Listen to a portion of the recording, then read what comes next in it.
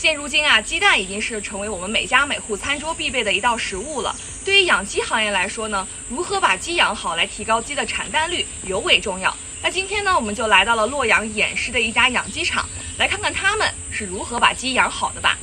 可以看到呢，就是这个鸡场呢，它是有一定的年代感啊。但是这个鸡场内部有一个这么大的机器，它到底是什么呢？我们来采访一下这个师傅吧。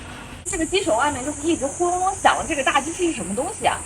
哦，这个叫热量回收器，有人也叫它这个余热回收器。那它装在咱们这个鸡舍外面是有什么用的？这个余热回收器啊，它主要是在这个鸡舍通风换气的时候，把排出鸡舍的热风和进去的新鲜空气进行一个热量交换，所以这个进去的这个新鲜空气呢，温度就升高了。那它相较于咱们就是那种传统的吹风机，咱们这个有什么优势呢？这个传统的这个负压通风系统呢，应该是有3大这个优势。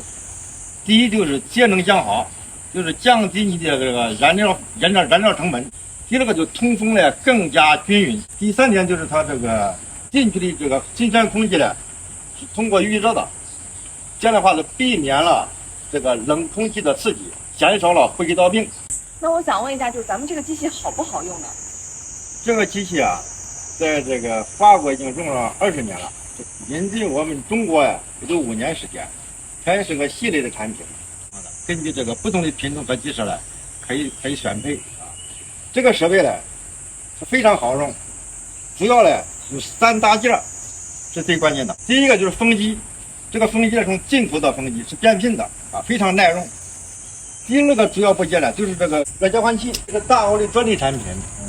它的热回收效率呢达到60%和到80%，然后它耐用，可以用到15年到20年。